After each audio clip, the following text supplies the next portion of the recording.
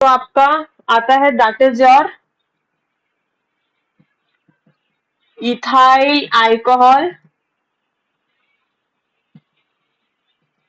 Fermentation. Ethyl alcohol fermentation, ethyl alcohol fermentation ये कहाँ पे होता है? It is very much common in east and bacteria. So it is common in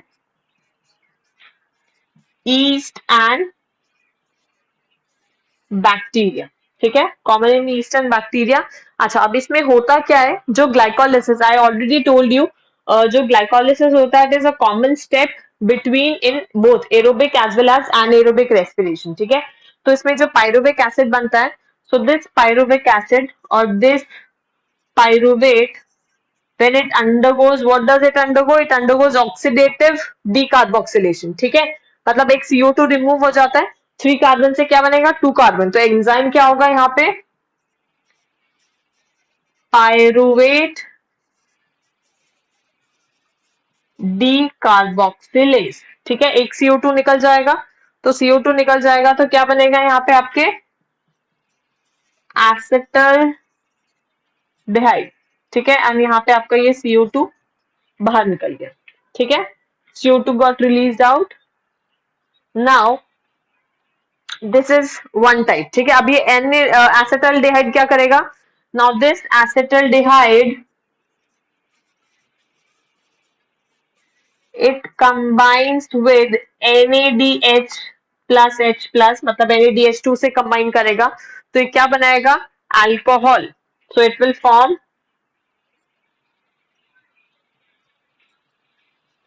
plus NAD plus. ठीक है, this is your alcohol. यही वो alcohol है जिससे कि आपका मतलब जो अल्कोहल बनता है, अल्कोहलिक बेवरेजेस जो बनते हैं, that it that formation occurs basically through this process, which is the ethyl alcohol fermentation. And what is the enzyme used here? The enzyme is alcohol dehydrogenase.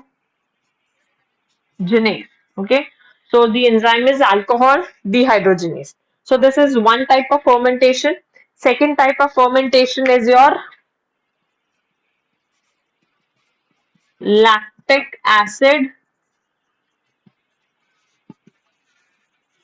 fermentation.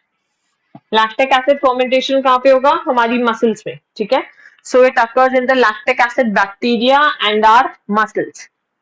So it occurs in lactic acid bacteria and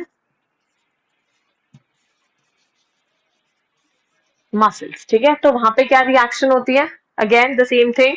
so this pyruvic acid or this pyruvate, what is it going to do? This pyruvate, when again this NADH plus H plus, and यहाँ पे enzyme क्या use होगा? The enzyme is going to be lactate dehydrogenase. So the enzyme is going to be lactate dehydrogenase.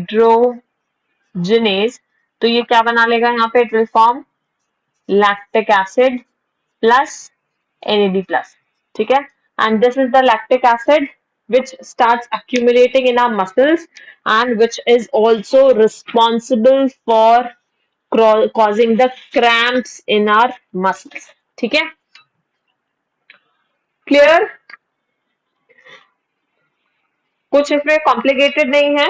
जो आपका anaerobic respiration है, already told you in anaerobic respiration and the aerobic respiration, the first step is actually common, that is your glycolysis।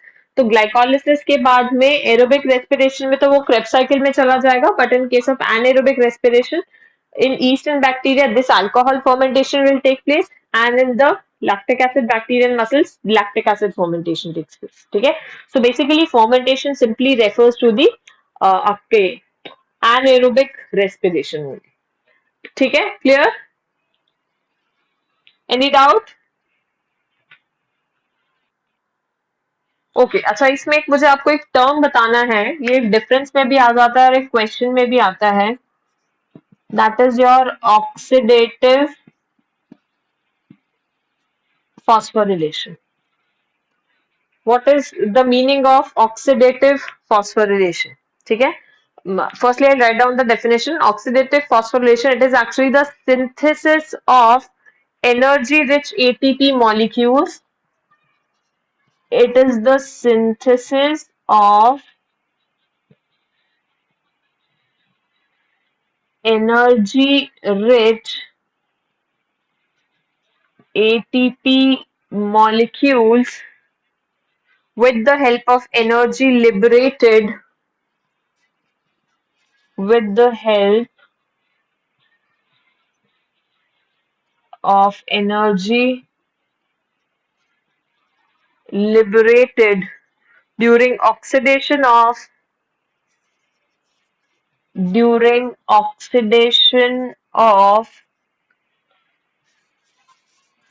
reduced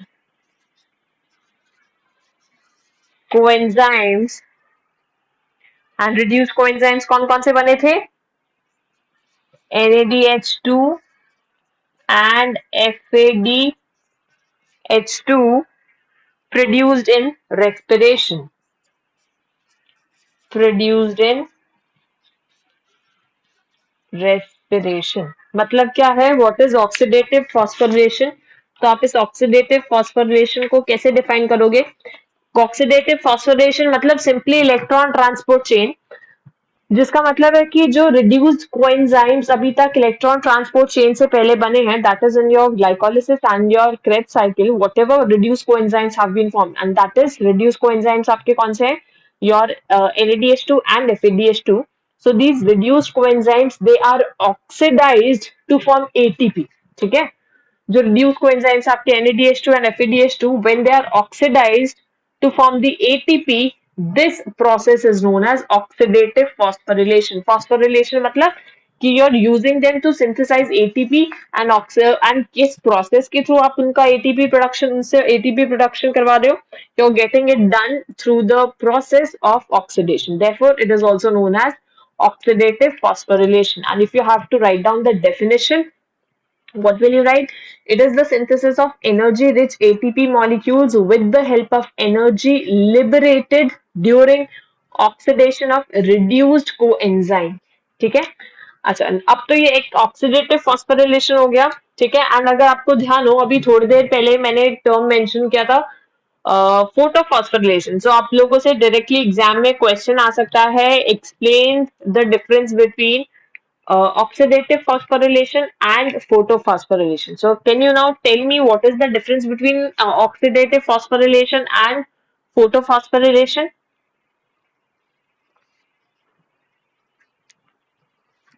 Photosynthesis में अभी cyclic non-cyclic किया ना, that is your photophosphorylation. So can you tell me the difference between oxidative phosphorylation and photophosphorylation?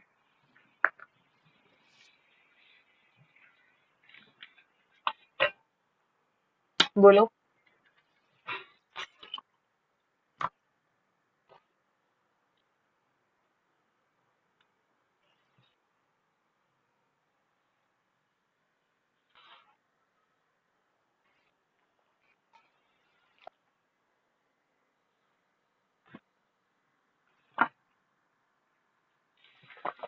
This could be one of the difference. देखो, सबसे main difference तो definition में ही है कि ऑक्सीडेटिव फॉस्फोरिलेशन जो है आपका, इसमें कोई लाइट का रिक्वायरमेंट नहीं है. ठीक है? जो फोटोफॉस्फोरिलेशन जो वर्ड है वो खुद से ही बोल रहा है फोटो मीन्स लाइट. ठीक है? तो जो फोटोफॉस्फोरिलेशन प्रोसेस है उसमें जो आपका एटीपी प्रोडक्शन हो रहा है, that is occurring in the presence of light. सबसे फर्स्ट इंपॉर्टेंट पॉइंट. ठीक है? But in the case of oxidative phosphorylation there is no requirement of light. ठीक है? सेकेंड चीज क्या होगा कि यहाँ पे आपका ऑक्सीडेशन ऑफ कोएंजाइम्स हो रहा है, मतलब रिड्यूस कोएंजाइम्स हो रहा है, and those reduce coenzymes are actually NADH2 and FADH2. But अगर आपको ध्यान हो, in case of photophosphorylation cyclic and non cyclic में आपका FADH2 नहीं था, there is directly your NADPH2. ठीक है? वहां पे कोई FADH2 नहीं था, वहां पे भी NADH2 नहीं था, देयर इज NADPH, सॉरी. ठीक है? So this is the basic difference. So and ये कहाँ पे हो रहा है आपका? This is occurring in your mitochondria. And वो कहाँ पे हो रहा था? फोटोफॉस्फोरिलेशन. बोलो, कहाँ पे हो रहा था फोटोफॉस्फोरिलेशन? वो भी माइटोकॉन्ड्रिया में हो रहा था या कहीं और हो रहा था?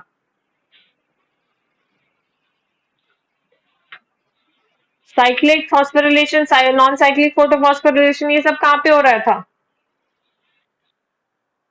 थाइलाकॉइड कहाँ पे होता है?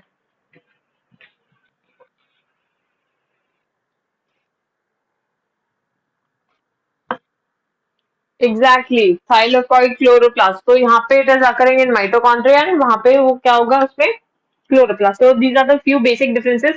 कहने का मतलब you should be knowing the difference. You shouldn't get confused between what is oxidative phosphorylation and what is your photophosphorylation. Photophosphorylation simple है. Photophosphorylation में आपका cyclic photophosphorylation आ जाएगा and एक non-cyclic photophosphorylation आ जाएगा. Clear everyone? ओके, सो आपका ये chapter खत्म हो गया है। इसमें एक छोटा सा टॉपिक बचा है which is your respiratory quotient. इसका जल्दी से स्क्रीनशॉट लो and I start with the respiratory quotient. So and इसी के साथ में फाइनली आपका जो भी है cycles, reactions, all of this ATP thing that also gets over with this chapter. जितना भी कुछ था वो सब अब खत्म हो गया। इतना ही जो थोड़ा टफ पोर्शन पड़ता है आपके पूरे बायो में, that is only of plant physiology. And plant physiology में आपके ये कुछ जो चैप्टर्स रहते हैं, these are actually kind of a little bit tough. ठीक है, बिकॉज इनमें these names you have to learn these reactions and these processes. बाकी that all gets over here. Clear? Can I rub it?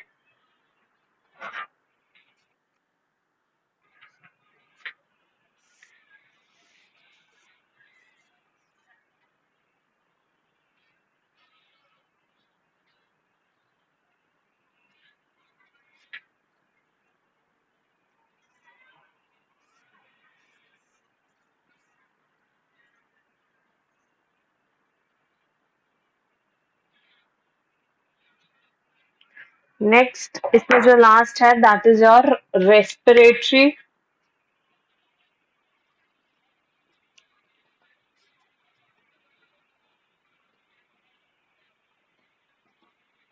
Quotient. ठीक है, respiratory quotient क्या होता है? इसको हम डिफाइन कैसे करते हैं? इसको हम एब्रिविएट करते हैं आरक्यू से। ठीक है, respiratory question also known as RQ. This RQ is actually volume of CO2 evolved. It is your volume of CO2 evolved divided by volume of oxygen absorbed. Sorry, या कंज्यूम भी बोल सकते हो, कुछ भी बोल सकते हो। How much volume of carbon dioxide has been evolved and how much oxygen has been consumed. So there basically ratio that is known as RQ. ठीक है? And on what factors does this RQ depend? RQ depends on the type of the respiratory substrate. So this RQ depends on the type of respiratory substrate used during respiration. Respiratory substrate मतलब कि आप क्या use कर रहे हो, whether you're using carbohydrates, whether you're using fats or whether you're using proteins, what you're using. ठीक है, so when carbohydrates are used and completely oxidized, so when carbohydrates are used and completely oxidized, तो क्या होता है? RQ कितना आता है उनका? RQ is 1। ठीक है, सो कार्बोहाइड्रेट्स के केस में RQ is 1 एंड वो R1 कैसे आता है? C6, for example C6H12O6 plus 6O2। ठीक है, ये सिंपल फोटोसिंथेसिस का ही रिएक्शन लिख रही हूँ। 6CO2 plus 6H2O plus energy. ठीक है, तो RQ कितना आएगा? RQ आ जाएगा, फॉर्मूला क्या बताया? Volume of CO2 evolve by the volume of O2 consume. तो कितना CO2 इवॉल्व हुआ है यहाँ पे? 6 CO2। So it is 6 CO2 and कितना ऑक्सीजन कंज्यूम हुआ है, there are six molecules of oxygen, so therefore RQ comes out to be 1. ठीक है, so this is the case with carbohydrates. If we talk about fats, fats के case में RQ is less than 1, so RQ is less than 1 and it is equal to 0.7. ठीक है, इसको ऐसे मत लिखो, इसको लिख दो, दैट इज 0.7. ठीक है, and in case of proteins के केस में RQ इज इक्वल टू 0.9. तो आपको कुछ नहीं करना है, सबकी वैल्यूज याद रखनी है कि कार्बोहाइड्रेट्स के केस में RQ कितना होता है, फैट्स के केस में 0.7 होता है एंड प्रोटीन्स के केस में it is 0.9. Clear? So with this your chapter gets completed, which is your respiration. And इसके बाद में इस प्लांट फिजियोलॉजी वाली यूनिट में आपका सिर्फ एक चैप्टर बचता है, which is your plant growth and development. बोलो, इस पूरे चैप्टर में किसी को कोई डाउट, कुछ नहीं समझ में आया या कुछ ज्यादा ही समझ में आया तो बोलो. हम्म,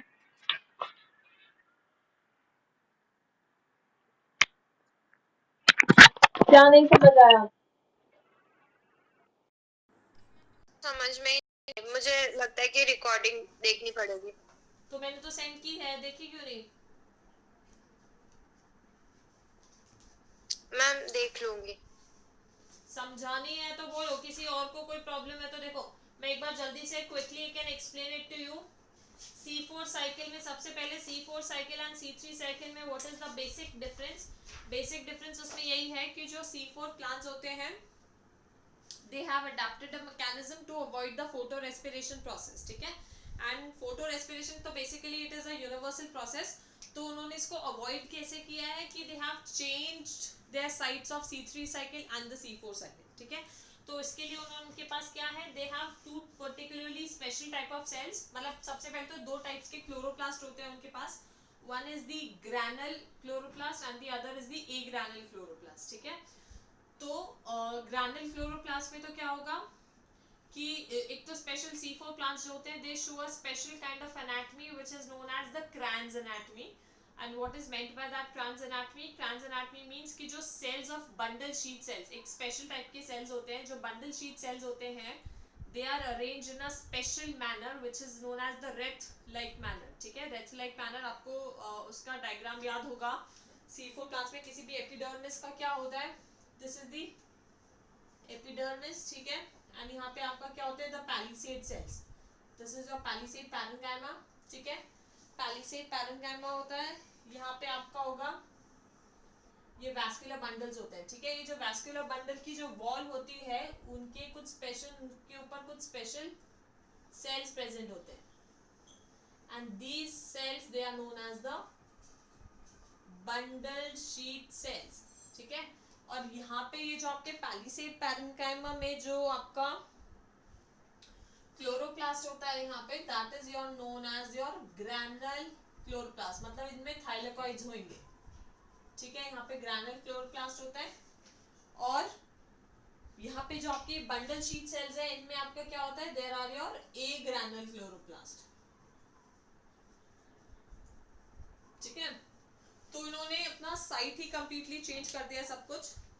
तो ए ग्रैनुल क्लोरोप्लास्ट जो होंगे ना, मतलब ये जो बंडल शीट सेल्स हैं, इनके अंदर आपका होगा C3 साइकिल. ठीक है, एंड यहाँ पे होगा आपका C4 cycle. So there is no confusion कि कहीं पे कुछ मिक्सअप हो जाए या कुछ भी हो जाए. There is a complete demarcation कि भाई C3 cycle will take place in the bundle sheath cells, and ये जो बंडल शीट सेल्स होते हैं, they are present a bit below. मतलब ये तो लीफ का सरफेस हो गया, लीफ के सरफेस के अंदर ये कुछ सेल्स है जहाँ पे ये प्रेजेंट है. ठीक है, तो वहाँ पे द टेम्परेचर इज ऑलरेडी लो.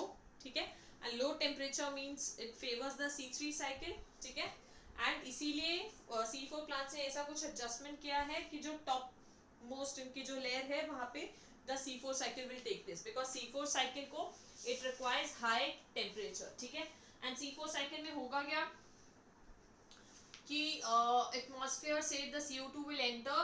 ठीक है, and it will combine with water to form the carbonic acid, which will split into the carbonate ion, and वो phosphoenol pyruvate के साथ combine कर जाता है, ठीक है, and when it combines with PEP in the presence of enzyme phosphoenol pyruvate carboxylase, तो वो बनाएगा एक 4 carbon compound which is your oxaloacetate. Now this oxaloacetic acid it changes into malic acid, and ये आपका malic acid diffuse कर जाएगा into the bundle sheet cell, ठीक है. तो जैसे ही malic acid bundle sheet cell में diffuse करेगा तो वो अपना एक कार्बन लूज कर देगा, ठीक है. कार्बन को लूज करते ही वो किस में चेंज हो जाएगा, पायरुवेट में, ठीक है. एंड जो एक कार्बन लूज किया है वो CO2 के फॉर्म में रिलीज होगा, एंड वो CO2 आपका एंटर कर जाएगी इनटू द C3 साइकिल, ठीक है. और ये पायरुवेट वापस एंटर हो जाएगा into the mesophyll cell, and the cycle keeps on going on. So C4 cycle is basically very simple cycle, and this is how it occurs, ठीक है. बोलो और किसी को कोई डाउट इसमें? जिया खुद से एक बार पढ़ के देखना, फिर भी if you have any doubt तो कल पूछ लेना. Okay ma'am. Anyone else? ये मैम ये पायरुवेट कैसा है? मैलिक एसिड ने CO2 दिया तो फिर पायरुवेट कैसा मैलिक है? एसिड जब बंडल शीट सेल में एंटर करेगा ना, मैलिक एसिड अपना एक carbon, malic acid is a 4 carbon compound, ठीक है. तो वो अपना एक कार्बन लूज कर देगा, और वो कार्बन लूज करेगा CO2 के फॉर्म में. तो जब एक कार्बन लूज कर देगा तो it becomes a 3 carbon compound from the 4 carbon compound, and it becomes pyruvate, और you can also call it as the pyruvic acid. और ये वही पायरुवेट है जो आपके ग्लाइकोलिसिस के एंड का जो एंड प्रोडक्ट बनेगा. क्लियर? जो मैलिक एसिड है यस. वो 4 कार्बन कंपाउंड है, उसमें से एक कार्बन जब निकल जाएगा तो वो 3 कार्बन कंपाउंड में चेंज हो जाएगा, that is your pyruvic acid. Clear? पढ़ना एक Yes, बार, ma'am. नहीं समझ में आया तो पूछ लेना कल. Anyone else? Okay ma'am. Danish clear है? बोलो. Danish, has he left or is he there?